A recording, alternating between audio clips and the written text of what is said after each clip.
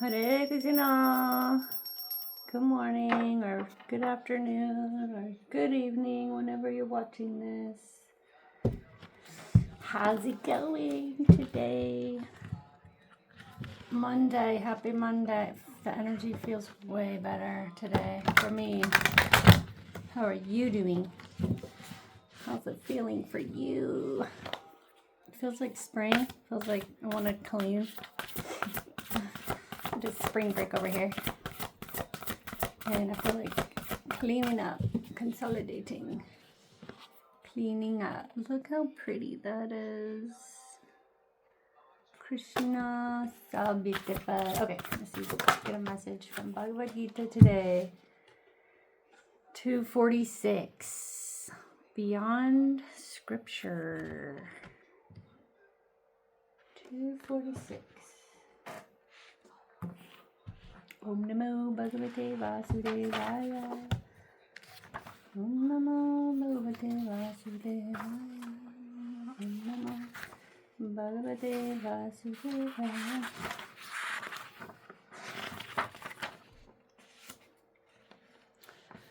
All purposes that are served by the small pond can at once be served by the great reservoirs of water. Similarly, all the purposes of the Vedas can be served to one who knows the purpose behind them. Purport. The rituals and sacrifices mentioned in the Karmakanda division of the Vedic literature are to encourage gradual development of self-realization, and the purpose of self-realization is clearly stated in the 15th chapter of the Bhagavad Gita, 15:15. The purpose of studying the Vedas is to know Lord Krishna, the primeval cause of everything. So, self-realization means understanding Krishna and one's eternal relationship with him. The relationship of the living entities with Krishna is also mentioned in the 15th chapter of Bhagavad Gita. The living entities are parts and parcels of Krishna. Therefore, revival of Krishna consciousness by the individual living entity is the highest perfectional stage of Vedic knowledge. This is confirmed in the Srimad Bhagavatam 3:33-7. And this is the translation for that. O my Lord, a person who is chanting your holy name, although born of a low family like that of a Chandala, dog-eater, is situated on the highest platform of self-realization. Such a person must have performed all kinds of penances and sacrifices according to Vedic rituals and studied the Vedic literatures many, many times after taking his bath in all the holy places of pilgrimage. Such a person is considered to be the best of the Aryan family. So one must be intelligent enough to understand the purpose of the Vedas without being attached to the rituals only, and must not desire to be elevated to the heavenly kingdoms for a better quality of sense gratification. It is not possible for the common man in this age to follow all the rules and regulations of the Vedic rituals and the injunctions of the Vedantas and the Upanishads. It requires much time, energy, knowledge, and resources to execute the purposes of the Vedas. This is hardly possible in this age. The best purpose of Vedic culture is served, however, by chanting the holy name of the Lord, as recommended by Lord Chaitanya, the deliverer of all fallen souls. Gauranga Nityananda. When Lord Chaitanya was asked by a great Vedic scholar, Prakashananda Saraswati, why he and the Lord was chanting the holy name of the Lord like a sentimentalist instead of studying Vedanta philosophy, the Lord replied that his spiritual master found him to be a great fool, and thus he asked him to chant the holy name of Lord Krishna. And so he did so and became ecstatic like a madman. In this age of Kali, most of the population is foolish and not adequately educated to understand Vedanta philosophy. The best purpose of Vedanta philosophy is served by inoffensively chanting the holy name of the Lord. Vedanta is the last word in Vedic wisdom, and the author and knower of the Vedanta philosophy is Lord Krishna. And the highest Vedantist is the great soul who takes pleasure in chanting the holy name of the Lord. That is the ultimate purpose of all Vedic mysticism.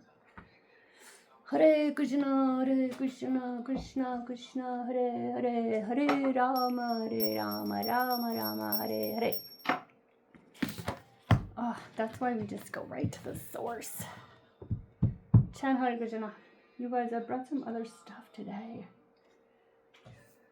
I don't know. Are we ready for this? I have so many books and things, and sometimes I'm like randomly called to pick one up and share a thing. And this is something I found a while ago. I'd say 5-6 years ago. I came across this kind of series from this lady, Elizabeth Clare Puppet. And that's where I learned about working with angels, by the way, if you want to look at any of her stuff. But there are these decrees, and they're like prayers, really, but it's like a declaration. And this one I really liked because it feels like a prayer for well-wishing and protection for the whole planet. Where did it go? Yeah, so I'm going to say it, okay? For this whole planet. It's kind of chunky. Like, this is not how I would write a poem or a decree, but as far as the flow, but I feel it's pretty powerful, so let's do it. Lovely presence. Oh, sorry, I already messed it up. Lovely God presence, I am in me. Hear me now, I do decree. Bring to pass each blessing for which I call upon the holy Christ self of each and all. Let violet fire of freedom roll round the world to make all whole. Saturate the earth and its people too, with increasing Christ radiance shining through. I am this action from God above, sustained by the hand of heaven's love, transmuting the causes of discord here, removing the cores so that none do fear. I am, the full power of freedom's love, raising all earth to heaven above.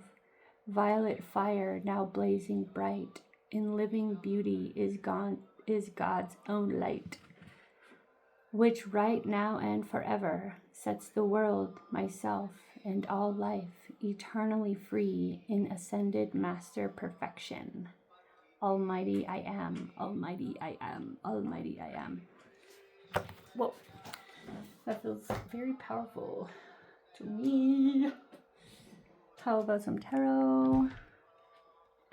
I never really know what's going to happen in these videos, guys. Like when I open the Bhagavad Gita, I don't know if there's a big purport or if I'm going to read it or not. So look, we're 8 minutes in and I'm just getting a tarot. I don't know. What does that mean for us? I'm pulling current energy. I'm pulling advice, guidance. Hare Krishna. Can we get a message of hope, healing, positivity? May you all be well. I hope you prayed for your contentment and gratitude today. Ask for your blessings. I'm always asking for contentment and gratitude. That way you're always finding reasons to be content and grateful. That's the Queen of Cups and the Two of Cups out there. Since these are so slow to come out, I'll just start here. This Queen of Cups, oh my gosh, look at her. She's so like in tune, she's in touch, she's like meditating. She's feeling it. This could be you. This could be someone around you. Wow, strength and the Five of Swords and the Ace of Swords. She's going in there and connecting with her strength and truth, which allows her to deal with this conflict. Maybe words, maybe harsh words, arguments or something. It's a difficult situation. It requires a lot of strength, but because she's going within to get that and maintaining this very truthful, legitimate energy, it's easily overcome. Whatever conflict or challenges there is easily overcome.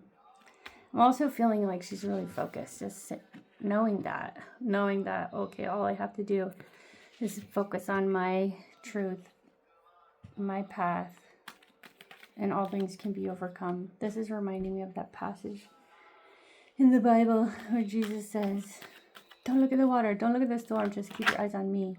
Whatever's going on in the chaos and the confusion in the storm, keep your eyes on the Lord.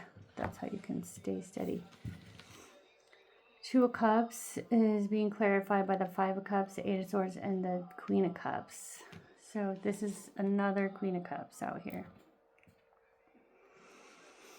This is a connection. This conflict may be within the connection.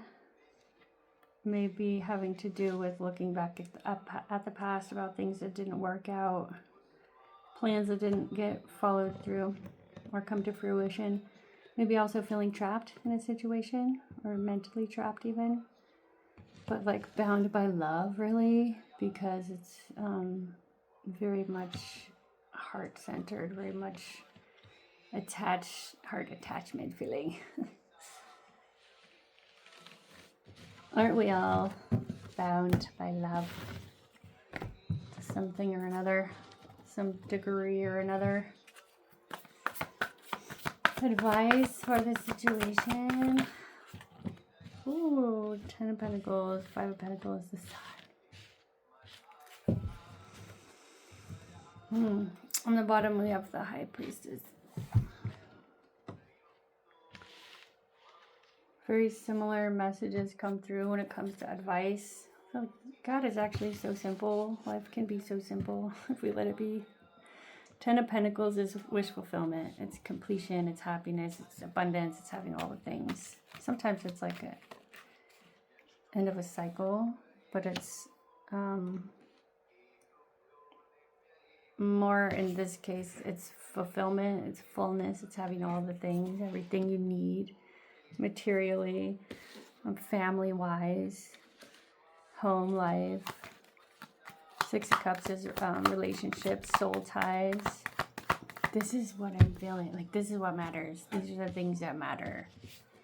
Your love, what you pour your heart into, like what actually captivates you in life. That's what matters. 5 of Pentacles is feeling left out. This is feeling lack. This is like missing something, or even like, poor me. Look at that. I don't have this. I don't have that. This didn't work out. Blah, blah, blah. I said this before, to he who has, more will be given. Or he who has not, even what he has will be taken away.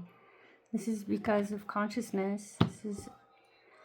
This is how energy works. If you think you have nothing and you're poor me, oh no, nothing worked for me, I'm left out, you'll continue to experience that, and life will present you situations that affirm that for you. And so what you invest in, what you put your energy into, that will manifest for you. And so we have to be very conscious about our thoughts and where our energy and attention is going, because that will amplify, that will grow for you. Like, if you're fearing something, and you don't want something to happen, don't meditate on that outcome that you're fearing. Like, meditate on what you do want to happen. Here's the Sun. Imagine all the great things you want for yourself and for your,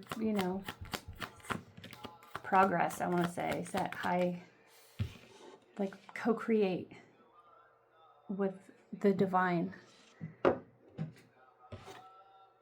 Knight of Pentacles. This is very slow. This is long term. This is like thinking about the future, investing in your future. So the things that you think and you say and you do right now, the seeds you're planting right now, they're creating your future, whether you're doing it consciously or not.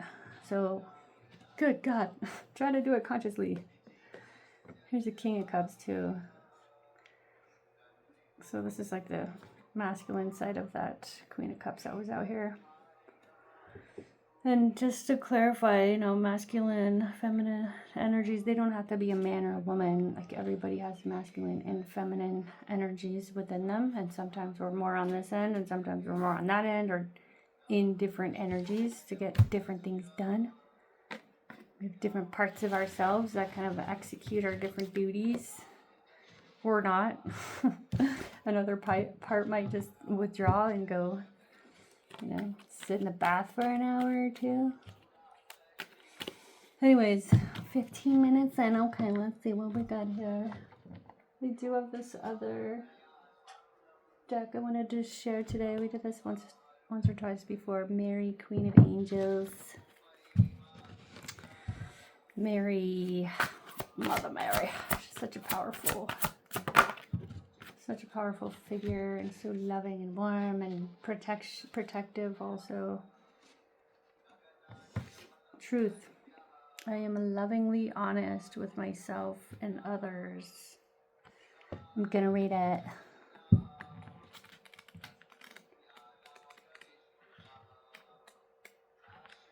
Oh, they're not in order. Okay, why would you do it that way?